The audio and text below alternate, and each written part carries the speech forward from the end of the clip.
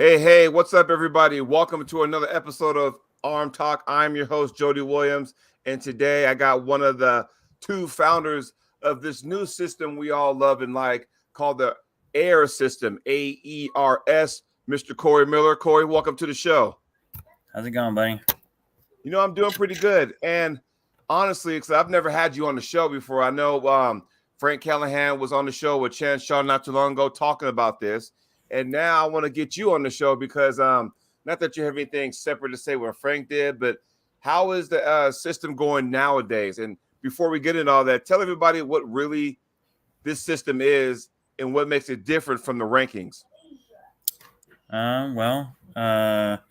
What makes it different from the rankings is because it is using points that are won or lost based on individual matches, and it's a rating on performance, not a rank as in I beat you type thing. Right. So its value comes from actual wins, losses, stuff like that.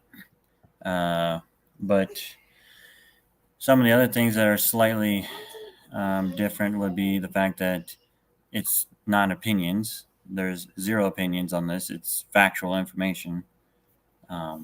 There's really no debating whether I beat you or didn't beat you unless like an injury happens, which in those cases we do some stuff to eliminate those from the brackets in general. Right. But yeah, I mean, in the grand scheme of things, I guess ARES came about from a conversation I had with Eric Wolf, like at this point, I think it was like 8 years ago, or like when I first came out with my system, my bracket system, I had talked to Eric, and he was giving me all these ideas about doing this website and all this stuff for my original program. And I always wanted to do some type of what I would have considered a ranking at that time based on points, but I never had enough manpower, let alone some other things. And then magically Frank came along and heard about me trying to do that. I don't even remember from what tournament it was. I think it was like in Arizona or something. I had mentioned it to somebody, and magically Frank hit me up one day, and that's when the magic started happening about 10 months ago. We started really thinking about how to make this happen, and using ELO and a couple other things, Now it's just gone through the roof from there. So the amount of ideas we have. And the thing is, though, I don't think people realize how much time Frank and yourself has put into this, because I know when it first came out, we thought, okay, this should be the be all that ends all. And then the questions came up, well, what about my tournament there? What about my tournament there? But this is where everybody needs to come together, because it's that promoters have a job to do. So if this wants to work out, there's a couple of things they need to factor in, which I like. And some of those questions arise too, like, hey, well, to make sure that this works, then those promoters who host these tournaments got to have the same kind of weight classes. And I know sometimes it kind of alters from 5 pounds here or there. How does that work? Do you actually round off to the next weight class up or down? Or how does that work? Yeah, so the original idea was that we would have what I would say the standard weight classes, that we've all known for a long time: 54, 76, 98, 220, etc. Yeah. And then anything that goes in between those two numbers, it rounds up to the next value. So if it's a 65, it goes up to a 76, 85 goes up to 95, 98s or whatever. And that was our original thinking, just to make it streamlined. I never imagined it actually setting the pace for all tournaments, which, that wasn't by far not the original goal, but it makes sense, now that everyone's on board. But there was a thought that we would try to make it like two types of classes, like one with the IFA kind of standard classes and then one with the WAF standard classes. Right. We still haven't ventured down that road yet, but the standard classes that we have right now are what we're planning on staying with for some time, until we have more data in the system. But yeah, the amount of time that him and I have put into this thing is beyond mind blowing for most people to even understand. I mean, like before we even launched the website, it was 8-7 months of nonstop coding and testing and trying this scenario, trying that scenario, seeing what people would like.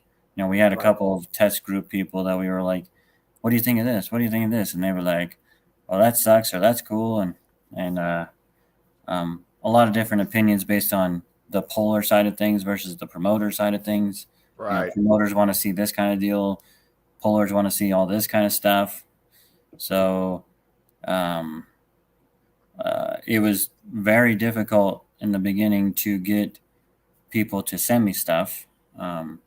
Not so much anymore. That has changed dramatically, thank God. I Right. mean, but a lot of times I was asked why I deployed the site early, and to be honest, it was because I think we needed that push off the cliff to get us rolling and see how awesome this was going to turn out, and then it just kind of snowballed from there, and everyone's on board now. Well, I think So it's great because now you got tournaments, like you just said, that actually are going to cater to those weight classes. And it wasn't your original plan, but it's worked to you guys' advantages, which is awesome.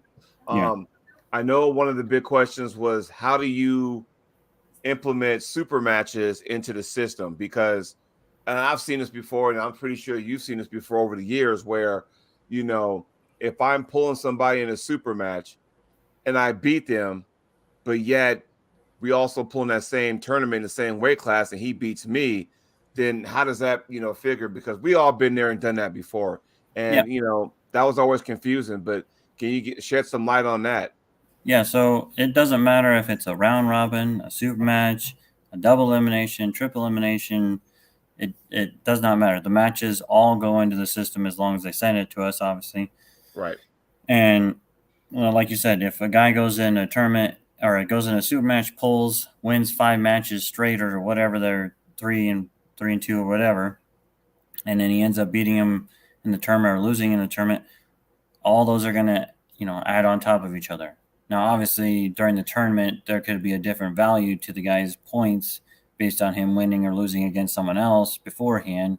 So that might affect his overall rating at the end differently. But yeah, if say you and I are really close in value and I beat you 3 times, I'm going to gain X amount of points off you, and then if I go into the tournament and lose all those points, well, you know what? I probably shouldn't have pulled the tournament, or those guys are better than I am, or whatever. Um, and then vice versa, where I pull you in a super match before the tournament, and I was way above you, like Hmm. extremely far above you, and I didn't basically make any points off of you. Then by pulling you in the tournament or beating someone else in the tournament, I might gain more beneficial points off of that than I would have pulling you in the first place. Um, but I used like I know it's a bad, but I use Tim Lewis as a prime example of that, of him pulling in a super match like every other weekend, it seems like. And Right. 90% of the guys he's pulling probably are way below him, and he beats them to make money, which is fine. Yeah. And he's just not going to gain off of those. And maybe one day down the road he'll stop pulling those kind of people and start pulling people that mean more to get more points or whatever. Right. If So that's what he wants to do, I just know he is my definition of actual road warrior because this guy's going to seem like every tournament. yep. Yeah, I think he's been to every place except for Oregon, but I think he's been everywhere and pulled just about everybody in every state. I'm sure he has like a jacket with every state patch on his jacket because that's how often that guy travels, and he's been doing it for years and stuff. Um, there is this wild card I like to bring up, and you can shed some light. What I mean by that, and we'll take 3 pullers for an example. Let's just take yourself, me, and let's just say, Tim Talmadge, because he's in Turkey right now pulling at WAF Worlds. And let's just say, hey, you beat Tim all day long, right? Which is good. That gives you points. Okay. Tim pulls me. I can beat Tim, but then, you beat me. So it's almost like, okay, You can beat me, and it's you know what I mean, right? How it's weird. You get three people, and then A beats B, B beats C, but C beats Yep. A. Yep. You know, and how does that go into effect? Well, the biggest thing there is mainly about the timing of those. So, since the system is technically calculating every single match in a timed format, so like match one, match two, match three, match four, all the way down, it's going mathematically through each match in order. So, depending on the timing of A, B, and C, that would make those three scenarios change each time. You know, you might be slightly higher at one time, I might be slightly lower at one time, and I gain or lose points differently each time you play that scenario out. Right. So um, now when it's just the two of us, it's exactly the same no matter how you do it. You could if I pull you 100 times and then lose 100 times and then I pull you again and win those 100 times, I gained all the points I lost. So it's it's the exact same. But when you add another person, or in this case 5,000 other people from the others in the other brackets, you could exponentially say I could gain here and lose here and then end up with 1 point difference here. I mean, the amount of points that can be gained or lost is constantly in flux, I guess. And that's Depending on, where strategy comes into play because we all know in this sport, yeah, strategy plays a big part, especially when there's money up for grabs, because right. we all know. Let's see here. If I'm doing the math, if I lay down, I can come back from the B side. We can still, yeah. And some people they don't like that, which I get, but that's just how the sport is. Ryan's Well, in the house. See, Cobra Rose is in the house and stuff. So, um, tell me your experiences, Corey, because you've been to IFA Worlds, you've been to WAF Worlds, and I know there's this line in the sand, and the politics are starting to come into play. And you've been on both sides, meaning that you did go to Worlds on both organizations. And tell me, your experiences and the difference between the two. uh, well, I would say anyone who went to IFA Worlds in Florida would have experienced slightly different scenario than what we did in France. Um, I mean, obviously that was during COVID, so it was a little bit, you know, kind of a wishy-washy thing in the first place. But Right, uh, the IFA Worlds in France had just as good a competition. I mean, there was just I think I had 24 in my class, so WAF largest class in WAF is 24 as well. So I mean, if you're looking for depth of people in the normal standard classes, it was there. right. Maybe the quality of the 24 wasn't as high as WAF. That is to be determined, but I can personally tell you from my class alone, there was at least the top 6 to 7 guys were all really good guys. When when Craig Sanders doesn't even place, it's a good tournament. Yeah, because for him not to place, that just shows you right there. And it's like, man, I mean, that class was loaded from top to bottom. And when you go to Worlds on a international stage and you're talking 24 pullers, it's like they're all studs up in there. It's not like, okay, it's gonna be these five and the rest. No, every single one of that person that's in there is really gonna sit there and make some noise. And it's a flip of the coin because a lot of Yeah, it depends on you and I know. It depends on where you get put on what side of the bracket, and then you kind of just go from there. You know what I mean? yeah, no, and I think that the one of the biggest things about IFA at the moment is that they are not regulating how many people can come from each country. So the potential for to have like massive classes, like 40 plus people in a class, is very easily there. And Yeah.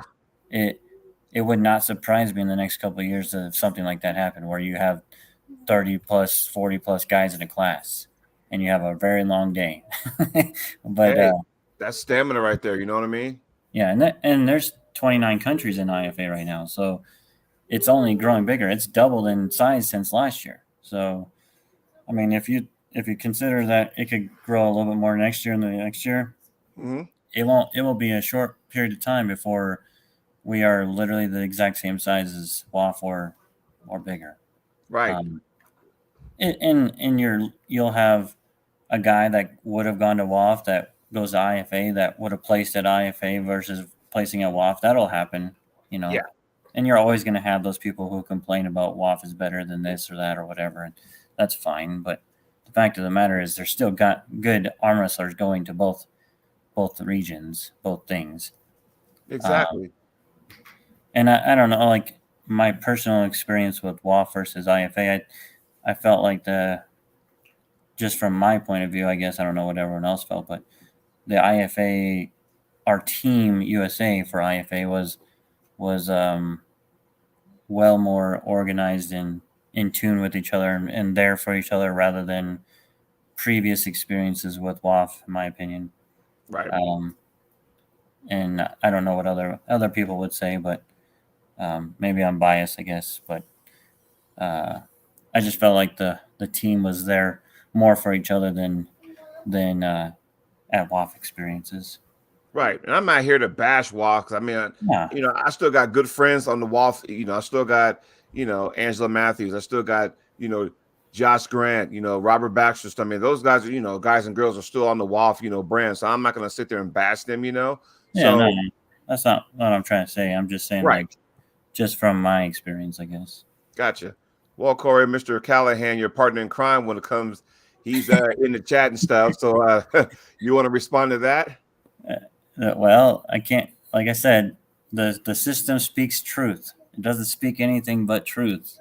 And when a guy's pulled 81 matches and only lost 6 times in the last 7 years, that's being number one is going to probably happen. And that's the thing. And for all, I don't know how many years that we've done the rankings, whether it be England had a rankings, way back in the day, and it's, whether it be the world rankings, the in the hook rankings, the US fighter, whatever rankings. And it was always kind of like, you know what?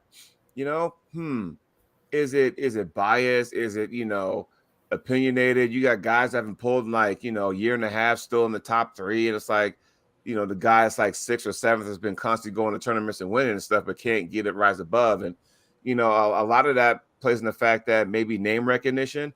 But I think with what you and Frank got going on could kind of eliminate all that. There is no question marks. This is straight data as long, and the key word or the key thing, as long as everybody turns their stuff in. I can't stress that enough. For it to work, everybody has to be on board, Yeah, no, and that's really all it comes down to is if we were to get like 20, 30 years of data in this thing and pull it up, I would bet you like $1 to a donut, we'd be like exactly or pretty damn close to almost all the rankings, as far as who people think are the best. It would be pretty dang close because the when some guy wins a super match or whatever else, that stuff ends up playing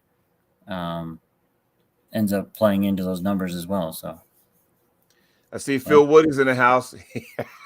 I had to highlight that because, Corey got a great first round pin on Giannis, and that's, hey, not easily done because Giannis is one of those guys that's like the guy. If you get a win on him, I don't care what round it is. I don't care if it's the first round, last round, whatever. I do not care. To get a pin on him speaks volumes, and so you have to be congratulated for that. Yeah, no, that was a fun match. I look forward to doing it again. Now, I had a hard time trying to watch it, trying to find the actual. Unless if somebody had their own YouTube channel was recording, I had a hard time finding it. If somebody wants to watch some of the matches from this year's championships in France, where could they go see that? The live stream was done by Marcia and those guys. I don't know if the old links work or if they like start rolling them like out as videos or something. I'm not entirely sure. I have to find out for you, but I'm pretty sure it'll end up like it does for WAF, where like they played it and recorded it, and then they'll replay it on their YouTube channel or whatever it is. Gotcha. But it was live streamed, and then I think they pull it out as a recording or something. Oh, nice. Good. But yeah, no, it was a good tournament. The senior classes were really, really well ran. I mean, we obviously could have used some more masters and women's, and I think it's only going to grow over time. But I'm trying to get there next year. Trying to get there. And for you IFA fans out there, December 1st, is the day we're supposed to find out exactly what country's going to host next year. We got three of them. It's Finland, Yeah. Romania, and Malaysia. It's down to those three. So we'll know, soon enough where, and then after, it's officially announced, and we can kind of go from there. So Yeah. Technically speaking, I think you're supposed to find out by November 15th or 16th, but yeah, I think they'll make the announcement sometime in December. But I'm kind of hoping for Finland or Malaysia. I don't really want to go to Romania. I've heard nightmares about Romania. I just hope that whatever's going on over there between Russia and Ukraine just needs to quit, because I don't want to go over there and be like, oh crap. I just don't want to get caught in the crossfire, I guess was what I'm trying to say, But I My guess wife wants to go to Finland to stay in one of those ice glass igloo hut things. You ever seen yeah, those? Yeah. I would love to go there. Finland just sounds cold. It just sounds cold, Yeah. All right, Mr. Cobra Rose is in the house, and this is what he says. I'm an arm wrestling fan. Doesn't matter what association been in them, all I did in all of them. Doesn't matter what banner it's under. Conquer, I impose your will. Exactly. And here's a gentleman that's done it all. I mean, done it all. It doesn't matter what federation, international, any kind of organization that was out there at some point. This man went ahead and took the gold, So that Exactly. says a lot, and I think sometimes we kind of got away from that. And I always talk about this because I get questions from time to time, Jody, why do you think, Team USA doesn't send their elite guys? And I say, honestly, it goes like this. And this is just my opinion, but I like to ask other people's opinion about this. Here's what I thought. Because I was on the show talking about this with Uncle John earlier this week. I said, in my opinion, the reason why I think we don't send our elite guys, like the household names you hear all the time, is because they kind of been there, done that. Travis has been there, done that, but he's probably not even active anymore. Ron Bath, been there, done that. I mean, the list goes on. I mean, those guys, Dave Chafee, been there and done that. That they present got a WAF title. Those guys are, when you get to that stage and you win there, same thing with Cobra, been there, done that. You kind of go, okay, I've done what I need to do. I can conquer. So now I'm going to go ahead and transition to my attention on matches to where, hey, now I can get paid because I've done that before. Guys like myself and, you've done it longer than me and better than me, but we're still trying to grasp and get that world title to put on our resume before this sport is all said and done with us. That's just my opinion. Do you have any thoughts on that? No, that's pretty accurate, I would say. And a lot of times, I know a lot of guys that won't go because it simply costs too much to travel and stuff. I mean, it's not cheap to go certain places. So, I mean, I qualified for Worlds, 22 times or some crap, and I've only gone 4 or 5 times. So, right. And a lot of times it's just too expensive. When I was in college and stuff, that Worlds was pretty much out of the question. So I get it. And like I said, it's almost and kudos to the guys and girls that go every year. Yeah. When it was Kathy Merrill, win every year. Baxter and guys like Alan Bound and like I said, even like today, Josh Grant. I mean, he's there right now. He's gone every year. But if you think about it, you don't really see them pulling a lot though either in tournaments. It's like, you know what? I'm gonna go ahead and qualify, start saving up money. I'll go. So when Josh comes back to the States, when he's done with Turkey, it's like, all right, now I'm gonna start saving for next year. And it's almost to the point where you have to kind of do that. And hopefully, depending on how you have when you have nationals and then you qualify, and then okay, now how much of a window do I have to save even more money and get ready to go wherever I need to go to, Well, and another thing to hit on that is Bob Brown, Devin Bear, and Robert Baxter have put together a fund for the IFA people who win the senior classes to be able to you get $1,000. Well, that's what they did this year. You got $1,000 when you showed up and weighed in properly. So, I mean, that right there made my plane trip, free. So it made it that much more cost effective for me to go. And I know they plan on expanding, or continue to keep doing that. Right. And that right there alone is going to allow more people to go and have a bigger team next year. I know that's what brought a lot of these guys this year because they got an easy $1,000. They basically paid their plane ticket or whatever, and that's why they came. So, And then from a lady standpoint, good Lord. I mean, how many ladies from Team USA took gold? you know? they're the reason we won the team championship. I'll tell you that. Yes.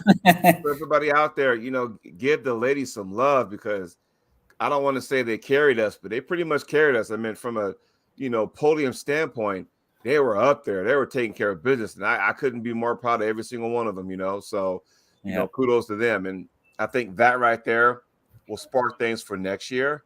Yep. And IFA is just going to get bigger and bigger because the inception of IFA happened in 2019, and that was in Poland the same weekend as the Nemiroff. And I think has Nemiroff been a thing since 2019? Well, yeah, a little bit, but not nearly to an extent to what it is or used to be, I should say. Right. So the first, IFA was Poland 2019. 2020 got canceled and got pushed to Florida in the States, which was last year. And I was, excited to go to that one. It was, for me, it was cool. I knew the situation. I knew that not as many countries would come over and I was kind of bummed out, but still, for me to go up there and, stand up on the podium and with the flag draped around my back, that was an awesome experience. Yep. This year was France. Next year we got those 3 countries in the running. We'll find out surely where they're at. And then I think after that, it's going to be like, you know what? People are going to start, hey, I want to go there. But first things first, we have to go to IFA Nationals. And hopefully that will get released sooner rather than later as far as where and when. Yeah.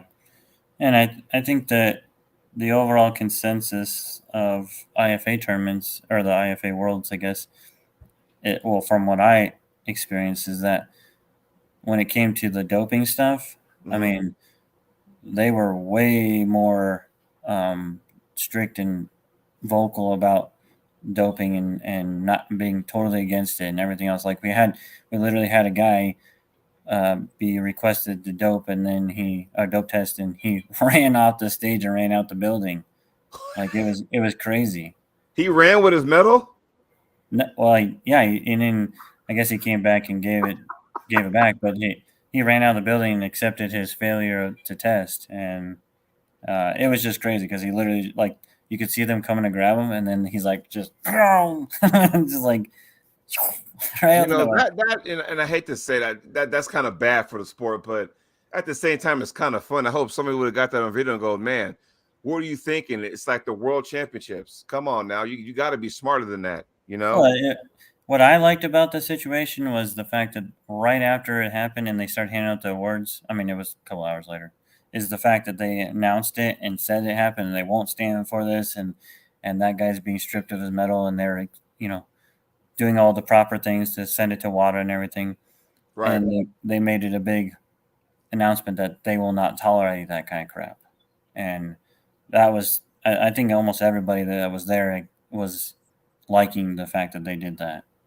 And good for them, because you don't want to be, if you're starting a new organization and you want to do things the right way, you don't want to be a laughingstock. You want to take everything seriously as possible. So good for them to stand up and then, and be true about yourself. Don't sit there and say, we're not going to tolerate that, but then you let a few things, fall through the cracks. You don't want that. If you want to be taken seriously, then you got to be serious and stay true to your word all the way around, not just, pick and choose when it's, that's not okay. I mean, not in my book. If you want, we've all been talking about it for decades. Oh, we should get our sport into Olympics because they flipping got slap boxing, or what's that slapping game they got that at the Arnold. So, okay. And then now it's at a point now, I think it's Grayson ESPN or whatever. I'm like, you're kidding me. So now people will sit there with their hands behind their back and get the hell slapped out of them. That's a sport now. That made it to the Arnold. Like, you kidding me? So, I don't know if you need a doping thing for that. But my point being is that, the doping thing has to be taken serious for us to move forward, as a sport. That's just my opinion. Yeah, regardless of organization, the doping thing has to be taken serious enough to push us. If we were ever to get to the Olympics, it's got to be ran properly every single time and regulated and the whole 9 yards. There's a big old deal behind WADA and WADA compliance and stuff like that. So, right. Yeah, that is really nice to see that how that was handled.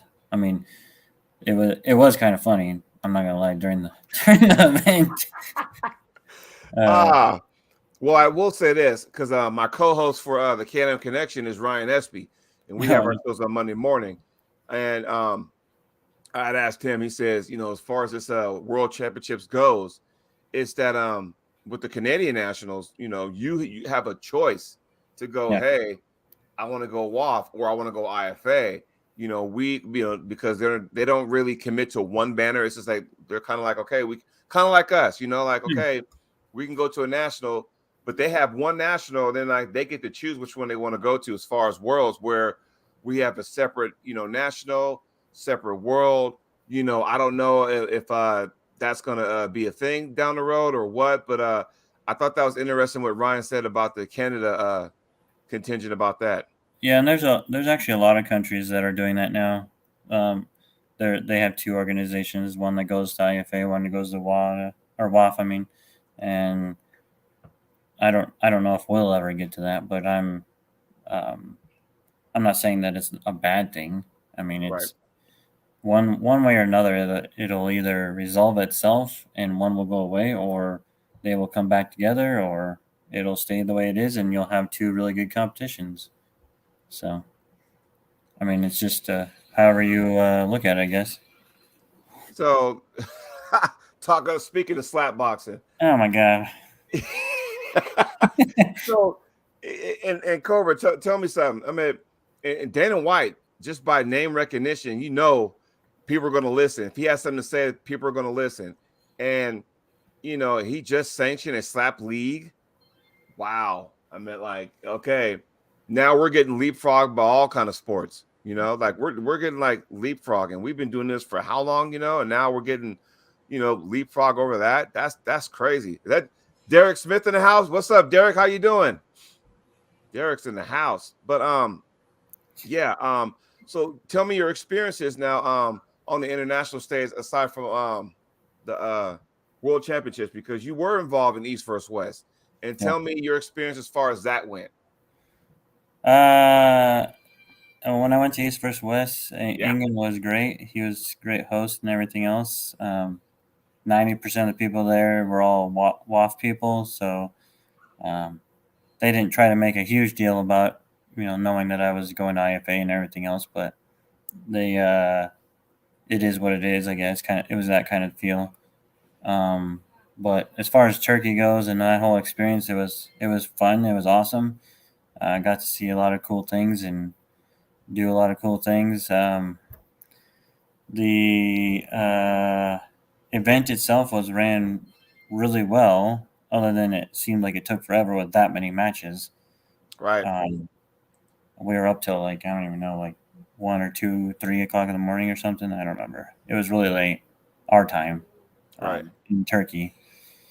But no, it was fun.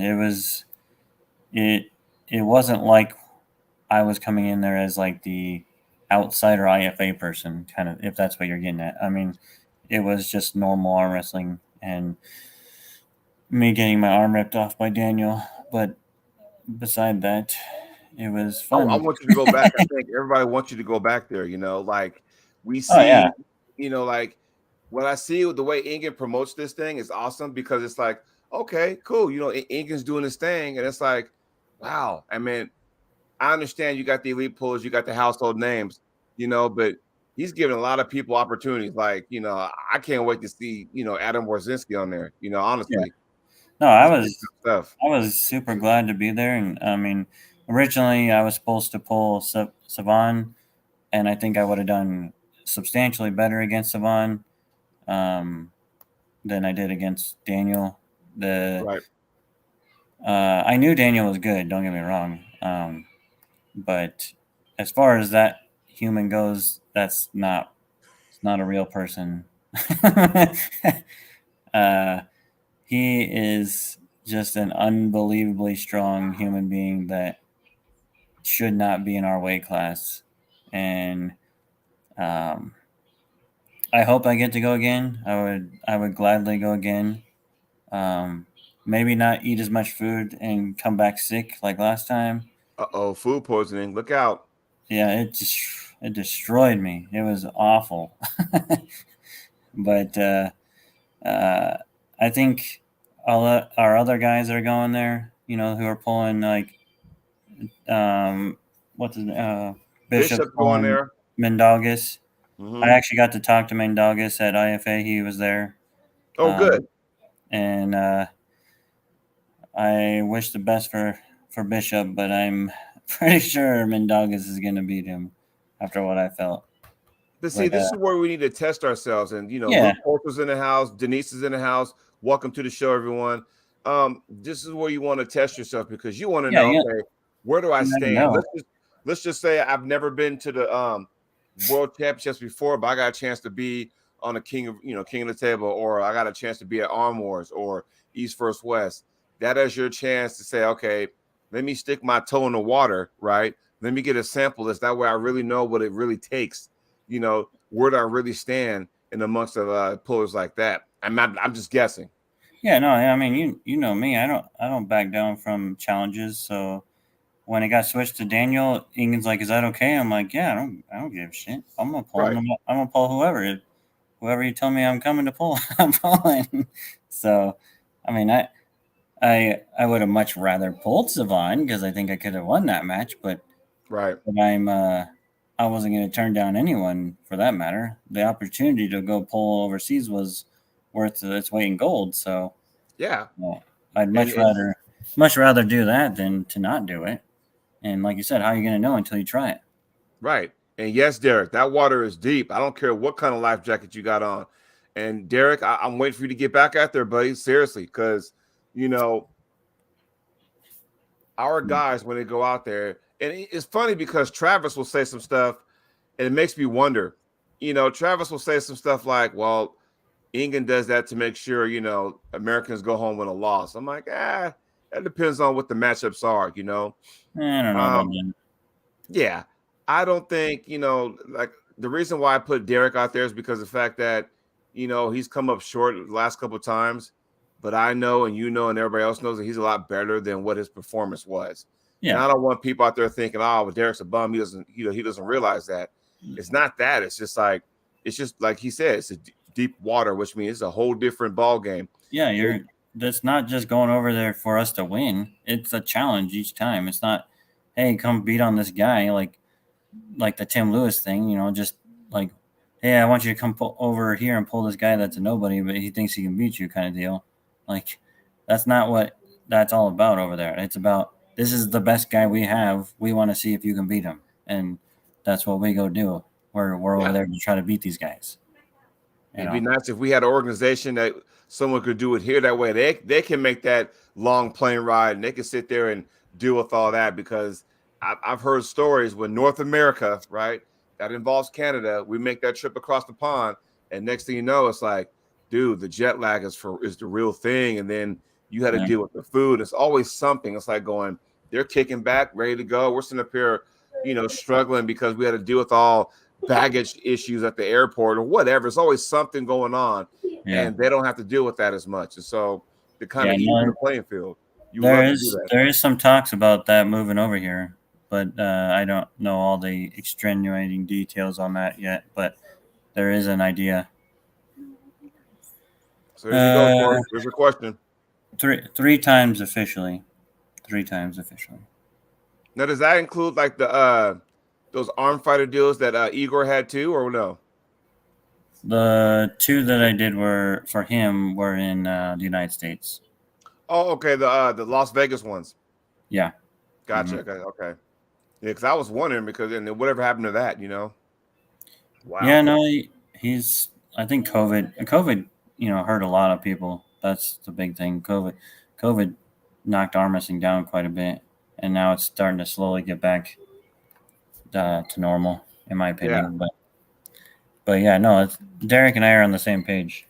Yeah. Um, Even Derek said he's yeah. compete overseas 4 times.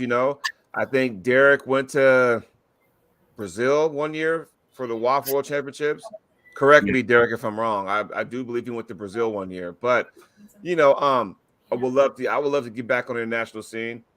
Yeah, Well, no, let me take that back. I would love to be on the international scene. I only went to one Worlds. That was last year. It was in the States. Cool, because we don't know when a world championship will ever be back on North American soil again. So it was almost like, hey, if you're gonna go, now's a good time to do that. yeah. But I really want a taste of, going elsewhere and experience, even more pullers. And so I'm gonna Well, get there. and I'm like you gonna get said though, the going overseas, experiencing the jet lag, trying to deal with that and compete, and for these guys that are over there, that are traveling 4 hours, 5 hours to get to another country, that we would drive across to, in the United States. Like I was telling those guys that I traveled to like Luke Polster's house or whatever for tournaments and stuff. They're like, "Oh, how far is that?" And I'm like, "Yeah, 4 hours or something." They're like, yeah, 4 hours? It's like you go through 3 countries. I'm like, yeah, well, yeah, but they're like, well, how many hours did it take you to get here? And I'm like 22 and a half hours, And they're like, oh my God, like 22 hours flying. Yeah, yeah. So Derek has been to WAF twice in Turkey. He's been to Malaysia. Justin Bishop's in the house. What's going on, y'all? So yeah, it's good to see our guys go over there and compete at a high level. Because I think, and you tell me, Corey, and everybody who's been overseas in the chat, that means Cobra, Derek, Bishop, and everybody, and Luke too. When you go over there and you compete, I feel, and y'all correct me, that you also come back with some data, try to figure out, okay, I did this. There's some holes I got to fix in my game. And you take yeah. back some stuff that they pull a little different. They Oh train yeah, a little different. And then you come back and go, damn, I thought I was training good until I go over there and go, well, it's a whole different world. I mean, yeah. granted, the government backs them up, but do you think you take a lot of data back when you come back to the States? Oh yeah, for sure. I mean, they are completely different arm wrestlers over there. Even like practicing on the practice table Yeah. is completely different. Ooh, Like, share. so anyone who's been to any worlds or any of those East versus West things, they can agree with this. If you want to practice pull with anyone at any of those events, you have to push yourself onto the table and basically fight someone to get on the table. Otherwise, you are not going to arm wrestle. They will Really? they will not let you just like, hey, can I? That doesn't happen. It literally doesn't happen. You gotta say, grab some dude and then yank him, put him on the table with you, and push someone else off the table. Otherwise, you're never gonna arm wrestle. Like that's just Wow. they hog the table. They don't want you on there, and they'll just beat on each other, and they go full bore 100%, 1,000 times. They just don't care. And like over here, people are like, hey, can I jump on the table? Can I do that? Yeah, no, like that doesn't happen there. And I mean, I think I pulled with like 2 or 3 guys after pulls at East vs. West, and each one was just trying to rip my arm off. But the amount of data that I got from just pulling Daniel, and he can't even speak basically any English, Right. And I had to Google Translate the whole time. Just immense amount of information from that guy alone. But yeah, even going over to IFA for that thing, I talked to tons of those guys for hours on end after the tournament. But yeah, it's American arm wrestling is so much different than overseas. It's not even close. Like And there this is, is just after pulling. Good Lord. yeah, and there's not a lot of not strong people overseas. Like it seems like you don't even arm wrestle unless you're actually really strong. If you're overseas, you don't Right. know. You don't need to know how to arm wrestle. The prerequisite is you're just really, really strong, and then you learn how to arm wrestle. Right. That's usually how it works over there. All right. Mr. Derek Smith says a ton of data. It's hard being the big fish in a small pond at home. Getting out there shows you're there more levels and to not become complacent. And for him at least. And the thing is, though, I understand like with Derek, he's kind of quiet, but you know what though? He's taken all that information. He's gone back to the lab. And he's like, okay, I'm gonna do that. Derek, when is your next match? Tell us about that because my man, I'm waiting to see you out there again sooner rather than later. Let us know what you got going on if you can, touch base on that kind of stuff, So Fox 8 Ball's in the house. What's up? The press is in the house. What's going on? Yeah, hopefully, one of these days I like to go across the pond and just get a feel for what's going on. I can go, oh, okay, this is a whole You're different going. world here, You're going next year with me to Finland or Malaysia. Yeah. Please let it be Finland. Please let it be Finland. My Please wife let it be agrees with Finland. you. We're going to Finland, and you're getting in the igloo next to mine. Yeah. I was telling my wife, she's like, "Oh, Finland sounds nice. Let's go to Finland." I'm like, if it's only that easy. I mean, it's out of our hands as far as the vote, but I say Finland. I mean, can we like get some signatures and just say, hey, shoot for Finland? Yeah, no, that would be cool. Finland would be awesome. I will tell you this though, when we go to Worlds next year, I'm gonna do the trip differently because this time we kind of spent like 6 days in Dieppe and we only spent 3 days in Paris. I think I'll slightly change that and give me more time like doing things after the tournament. It was nice being there early for like adapting and getting back into the groove of that time frame, but being there 6 days early was a little much for me. Okay. See, here's a comment I like and everybody should see. So Luke says you can't truly level up in the US if you don't ever compete overseas. And that's just, even, like I said, I haven't done that yet, so I can only say so much where you guys can say a lot. So Well, you not guys, not so much even competing overseas, but competing against people from overseas. Like yeah, pulling those people will make you so much better of an arm wrestler. Like just because they pull differently, they have different strengths, they're different types of people. They learned how to arm wrestle different than us. All that stuff makes a huge difference. I mean, yes, going to Worlds is probably the easiest way to do that. But if you had the luxury of bringing people in to pull you all the time, that would be another way of doing that as well. right. That I mean, like I said, that right there is just super awesome because man, I can't. And now I have to wait a whole doggone year, but it's all right. It's okay because that gives me a whole year to, Yeah, focus and train up and stuff and be ready. Because you can start I'm saving December 1 and start training. yeah, because I'm gonna tear the Masters division up. That's just what it is. So I Yeah, love that kind of stuff. I got 2 more or year and a half before I can tear up the Masters division too and win seniors at the same time. Man, I'll be 47 in February. I know it don't look like it, but yes, I'll be 47, in February. So give me a few more years. Can you imagine? In 3 years, I'll be grandmasters. Good man, that doesn't even sound right. Yeah, that's pretty old. Oh, that doesn't even sound right. But I think Luke's right behind you or something. Maybe he's older. I don't know. He might he be. might be. I don't know. I mean, it's just weird though. It's like when you go there and do that, I want to go there and because I've been watching because I worked the graveyard shift last night at my job, so I had a lot of free time.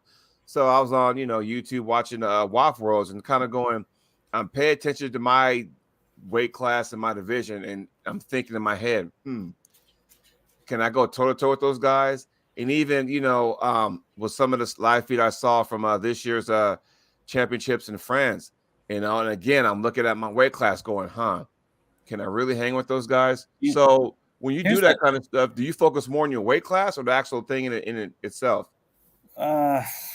I would personally, it would probably more my weight class, but since I was like co-team captain with Denise for some of the days, I was trying to help the rest of our guys out too, and then I had to help with protests and stuff like that. But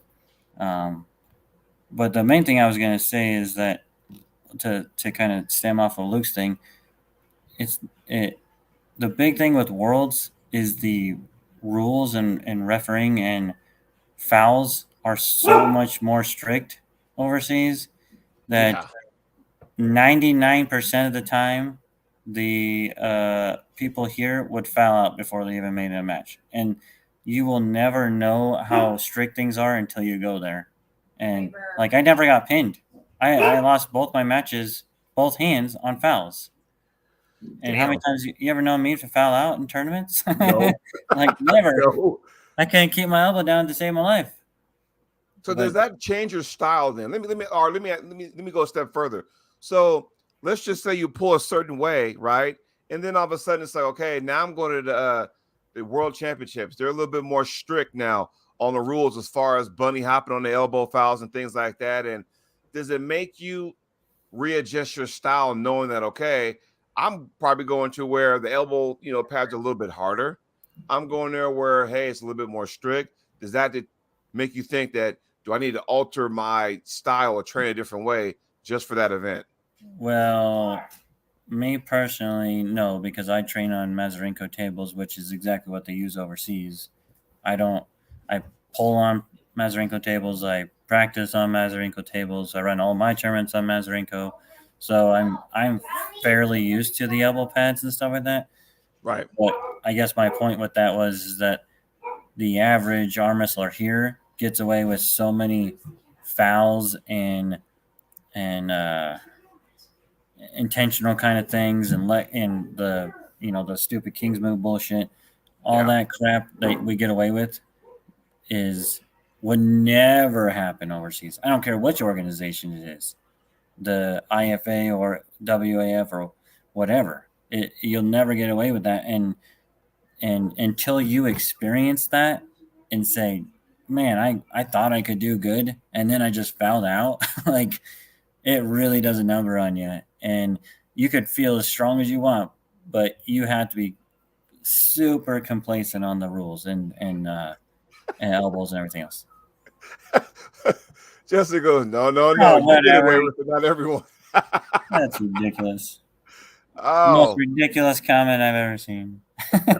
That's funny. But I did want to put this out there because Denise is working on the championships as we speak. So I don't know if she'd let me tell you.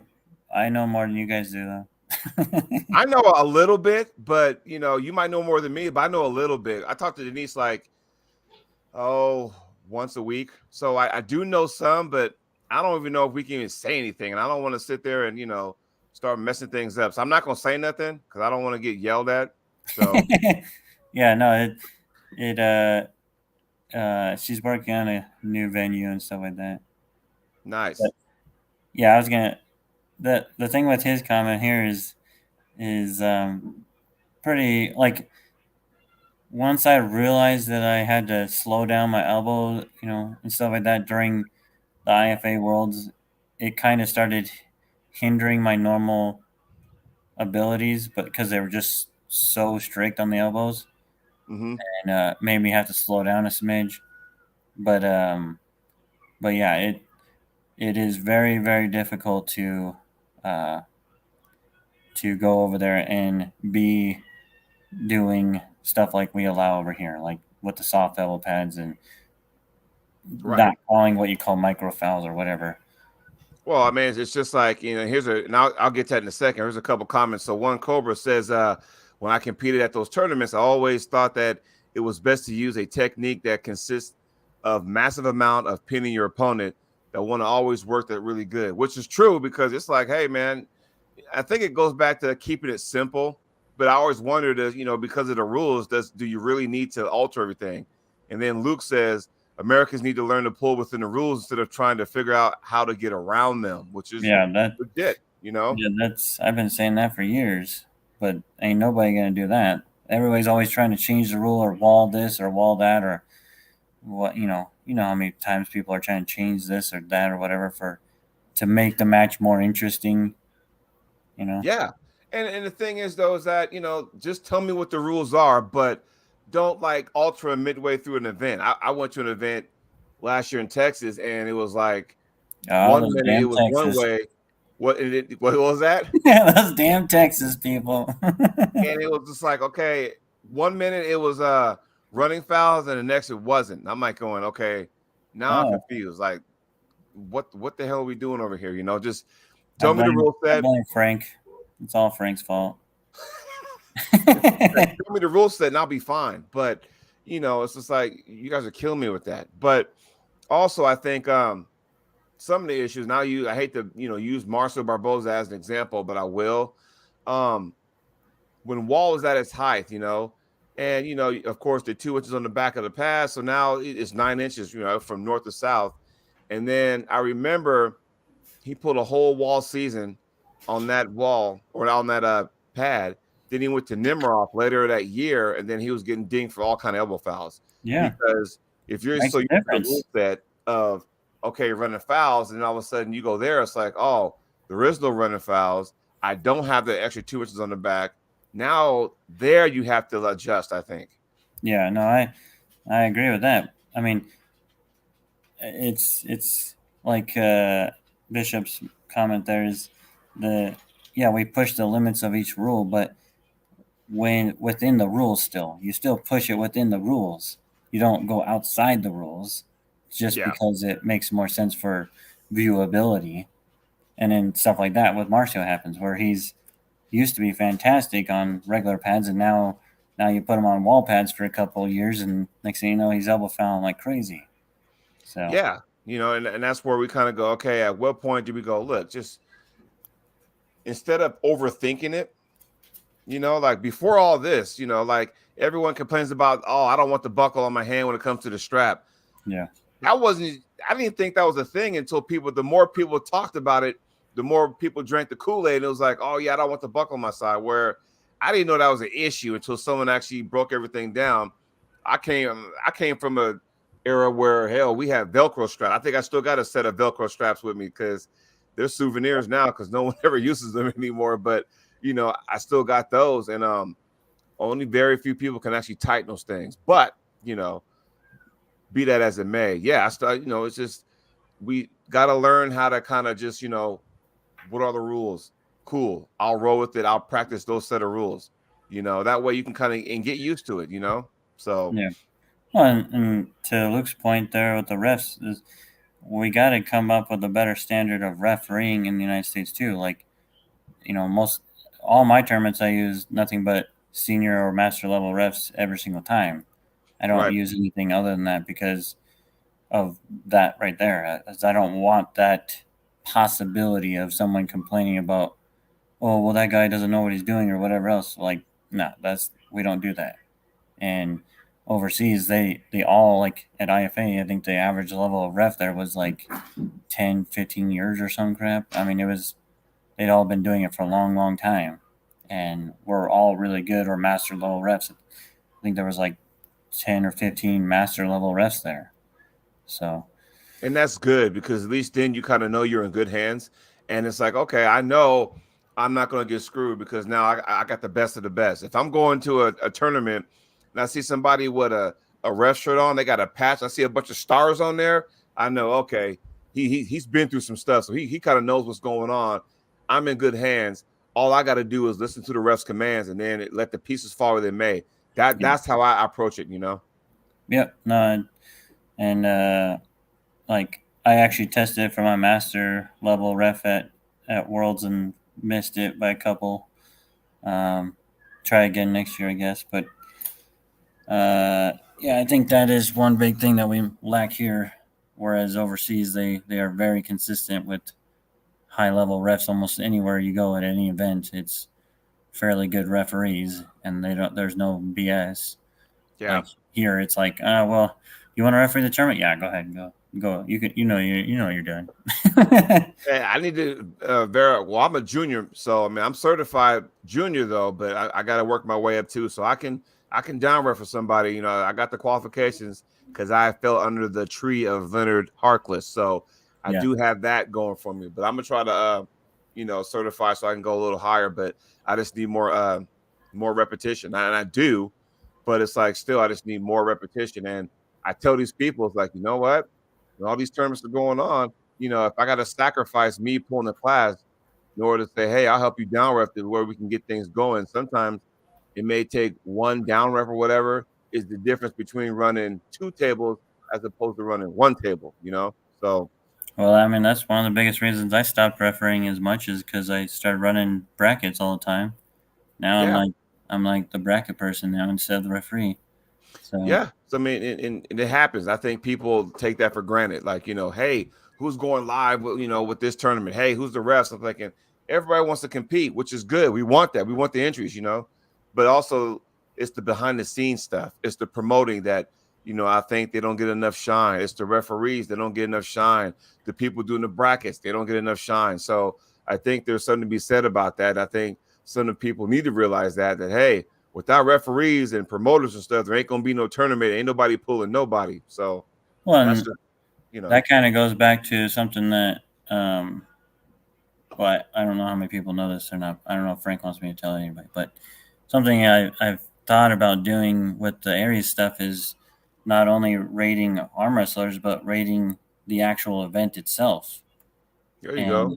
And coming up with an AERS score based on the average ELO of the actual event itself. So you would know like the list of pullers, and then you basically create an average of that from the event, and you would know, the tournament that you went to was a fairly good tournament based on ratings, or a fairly bad tournament based on ratings. And it may or may not help with attendance. It may push more people to other events. It may push people away from that event because it's too hard, and might push people over to another event, or who knows what.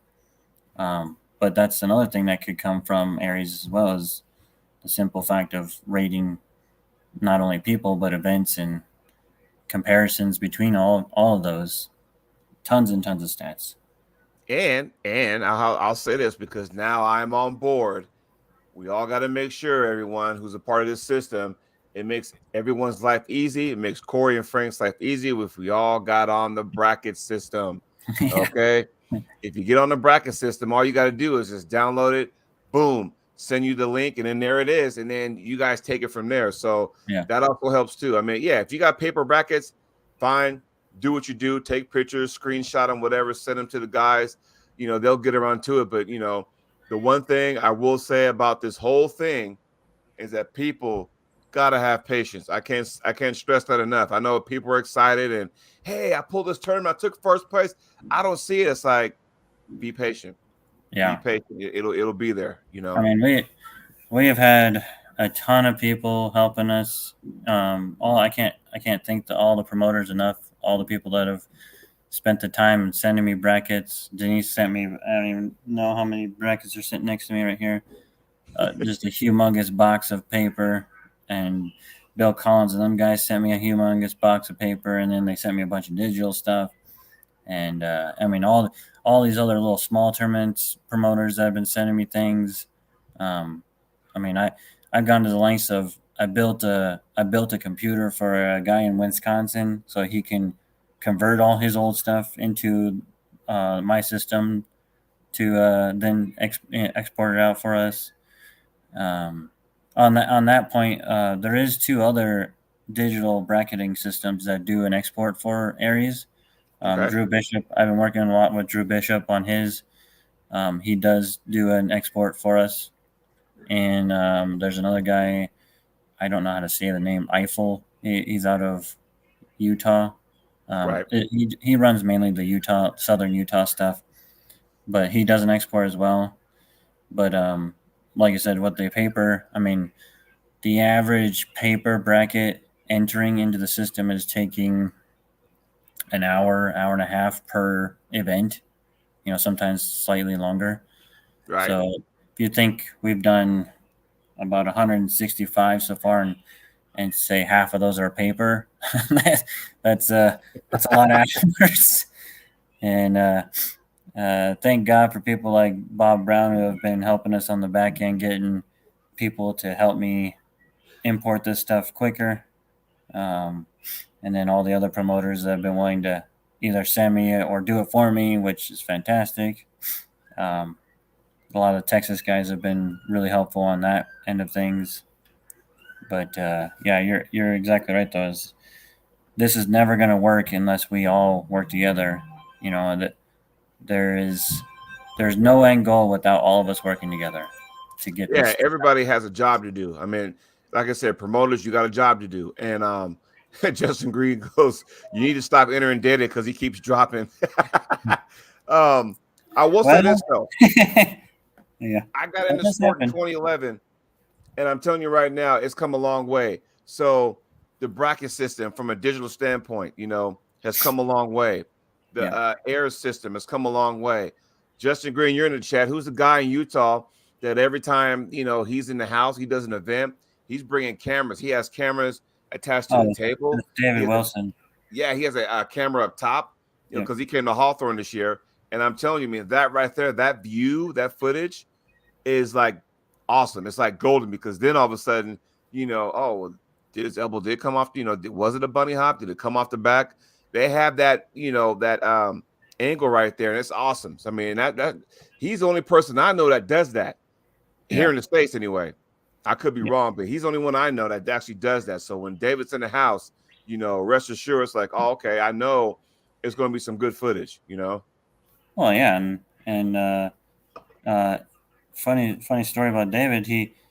Justin was hurt or something, and he ended up not being able to go to the event he was going to run the brackets at. Mm-hmm. I taught David how to run my system in 3 days, and he ran it at that Idaho State. I mean, Nice. and he's never seen a bracket in his whole life. So, I mean, that's pretty good odds that everybody could do this. I mean, hell, I even finally convinced Denise to start running digital. All yeah, right. see, there it is, right there. She's just. Yep. Listen up, people. Frank says, if they are paper or Corey system brackets, try to pay special attention to spelling and using full names. This helps out a lot. Yeah, that's a huge one. Yeah, I mean, and if you're gonna do paper brackets, write legibly so people can actually read. If that means you got to write in all caps, then do that. 'Cause I know sometimes I have a hard time reading spaghetti. Okay, so yeah, I get that. Yeah, that is one thing I spend countless hours on, is fixing paper or fixing names. I still have a huge stack of names to go through. I spend more time probably doing that than importing data at this point. But, well, I mean, and again, social media, big part, because back in the early 2010s, it was Gary Roberts. We kind of focused on him. ArmTV, he can't be everywhere, but it was like, oh, Gary Roberts is going to be where? Cool. Your stuff was going to be on video and edited and stuff, and everybody waited for that Monday. Usually a tournament happens Saturday. We all waited that Monday, biting our nails, kind of going, waiting for the results, waiting for the promoters to put them up there. Denise was good about that. Frank and Karen Bean was good about that. Some other people were good about that. And then, like I said, it all kind of just, phased out because, Facebook kind of came up there. We started posting stuff there. So that was pretty awesome. But I have learned more arm wrestling names in the last 9 months than I have ever known in my whole life. I know every arm wrestler there is. I actually have a running bet with Frank and Bob of how many names will actually be in the system when we fully get caught up. And so far, I'm not doing so hot. But I was guessing more towards the 10,000 range. I mean, we're halfway, and I'm just starting to get East Coast people. So there's still a chance, but I'm guessing it's going to be close to 10,000. Which, if you think about that, 10,000 arm wrestlers in the last, let's say, 7-8 years in arm wrestling, 10,000. That's really not that many. That's not a huge population, considering how many people are in America. Right. And one last question before we put a bow tie on this bad boy. And this is real important. So, Frank, Corey, feel free to chime in. Yeah. Because I've gotten this question too, where it's probably more beneficial if you go to a tournament where you got a top 10 guys in your weight class in this system are there, rather than I'm going to go to in a month, I'm going to go to 4 events, because you're just trying to crank out wins, where is it quality over quantity or vice versa? That's where it really starts to matter. You know what I mean? Yeah. So from a mathematical standpoint only, let's just point it that way first. From a mathematical standpoint only, and you're winning, that's the key to this, and you're winning, it is better to pull the top 10 guys than it is to pull 50 other no-namers. Right. The reason is because I can gain more from those people. Now, I go back to Tim Lewis because he does this to me all the time. Guy pulls every friggin' other weekend. If you're pulling people who are consistently below you, 200 to 300 points below you, you're not gaining as much. And Right. at a rate that, say, say I gain 3 points per match and you're gaining 14 points a match, you can see how that exponentially gets worse and worse and worse. You only have to win 5 matches. I got to win like 30 plus matches or 10 Right. plus matches or whatever. So, yes, I'd say once we get sort of caught up here in the next probably 50 or 60 events that come in, when you start crossing that 200 to 300 range of events, which we will get there, no problem,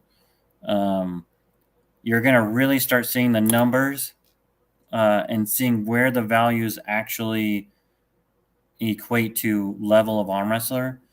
So, and that I guess I never pointed out that is one big thing that this system is going to be able to do for us in the future, Yeah. is to be able to concretely say this guy's an amateur and this guy's a pro, and it's going to be based on his ratio of wins, losses, et cetera, et cetera. So, to make your point there, if I'm a 1400 guy, I don't want to be going to tournaments and pulling against 1200 guys. There's no benefit to me as an arm wrestler or Right. to me as a points person. There's zero benefit to that. Right. You're going to look good because you'll beat everybody, and you should beat everybody. But Yeah. but to challenge yourself, you're going to want to go and pull against the best, and those are going to be your 1500 guys, and those are going to be your 1600 guys. And when you start crossing that 1900 range, that's when those guys are like legitimately beating basically everybody all the time, not losing a lot of time. It's And all so, right, Corey. I'm gonna challenge myself on the IFA stage, so all that doesn't even matter. yeah, no, that's a whole nother. This is just American arm wrestling that Yeah. we're recording. I've already been approached by multiple different other countries of moving it to theirs as well. We are not there yet. Yeah. We are. I mean, that is a long term thing, but we want to make American arm wrestling great. Yes. So all you guys over country, you done took everything. You took it to a level where, hey, if your guy beats John Brzezinski East versus West, we're gonna go ahead and reward that guy by buying him an apartment. We're not Yeah. there yet, man. Let us have this for a while. See, and that's the thing that a lot of people don't understand, is that they're thinking that this system is going to legitimize the average guy and give them some type of value they never were. And honestly, that doesn't happen. Like John Brzezinski's in the system, right? He's pulled, I think, 7 matches, like in the last, for how many systems I have for him or whatever, Right. or events, and he's still in the top 25 right now with 7 matches. And It's the quality though. If he's yeah, pulling. he has pulled the best people he possibly can. He's lost only like once. So if he pulls John Brzezinski Cup this year again, or some other event, or he goes to Monster Michael Todd and pulls there and wins, he's going to jump up again, and he's going to keep going, and eventually he's going to surpass Cody and those guys. But Cody consistently pulls more, so he has a steady stream of 0.1s, 0.2s, whatever he's gaining each time. But the best guys will eventually end up at the top. They will always end up at the top. And this goes back to Bob's Brown comment when he touched based on this subject. And this is the truest thing I've heard about this. He said the cream will rise to the top eventually when all the smoke always clears. does. ELO is meant to do this. It is meant to figure out who is the most consistently best pulling, or whatever event you're doing. It's who is the consistently best person. That is what it's going to figure out. And I know Frank pointed on this earlier that I'm like right on number 1 on both classes, but I have like 87 matches and I've only lost 6 times. I mean, it's pretty obvious why I'm number 1. Now I'm adding a whole bunch of Luke Kent stuff in there, and he's slowly crawling up there. He'll be up right below me here soon. He'll be at least number 2 or 3 here in a minute, but he will always have that detrimental loss to me from 2019, which will put him slightly lower. But yeah, I mean that's the thing, is people got to realize that once the data's here, man, it's going to speak wonders of who really is the best arm wrestler. And just when you thought I was done with questions, all right.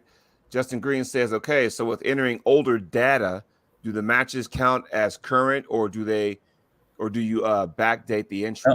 Yeah, so that was one thing Frank and I worked on extensively, is that when data goes in from an older year, basically it's creating what we call snapshots in time from, say, like he did an event in January of 2017.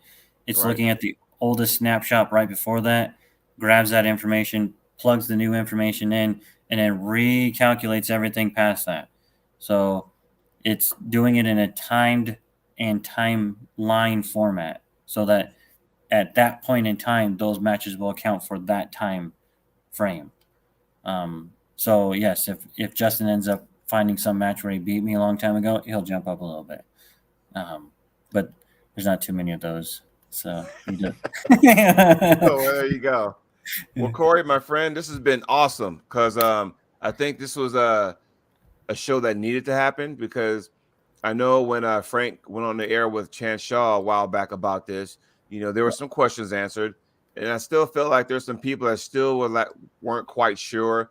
But as we got later on, and the more we started understanding, and the more data got entered between you guys, then it became more clear. But I thought, when you said, well, "Hey, we should talk about that," and I really want to, get on there and pick your a lot brain. of So a lot of people have brought up the point that they don't see their name, or they don't see this, or it's wrong data, or whatever else. And the fact of the matter with that is 99% time we just don't have enough information for you yet. So if I've been asked a million times, well, that guy is ranked too low, or whatever. The problem is, get me the information. Get me the information. We will make it. If that guy is actually good, it will make it to the point where that guy has shown that he's good. Want to see Luke's putting targets on you already, man. He put a bounty up. Well, I mean, they'll gain 28 points a time if they can pull it off, but it hasn't happened too often. So good luck with that one. All right. Come Hey, Saturday, Corey. you can try. Oh, there you go. Man, it was so awesome to have you on the show so we can just talk shop about AERS and, pulling overseas and things like that. And I really want to thank you for joining me on the show. And yes, my friend, we will keep in contact. And I got to go ahead and download the software of your brackets to my laptop, so I can kind of get that thing rolling and stuff. But my friend, I don't want to take too much of your time. I know you got the family in the background, so I'm gonna go ahead and let you be. I know you got work to do, but thank you for finding a little bit of time today to be a guest on my show. Yeah. One last thing. I just want to thank Denise and the crew from USA for donating money to the cause and asking for other promoters and people to help out. ARES isn't free. Frank and I have put all of our time and effort and a lot of our money involved in this, and I'm more than thankful for the help. I never asked for any help or wanted any money, for that matter. We've been just doing this for the love of the sport, so I'm thankful that she was willing to do that. As much as she did is more than enough, in my opinion. But yes, and we appreciate everything you do. Yeah, we should, show them some love, everybody. Kick them down, because, like I said, they don't have to do this. They're just doing it because they love it, and the fact that we're all on board. Kick them down, show them some love and stuff. That would be awesome. So, my friend, I will see you June 10th next year. Yes. Oh, well, we'll talk long before that, though. Yeah. We'll have a couple more. Yes.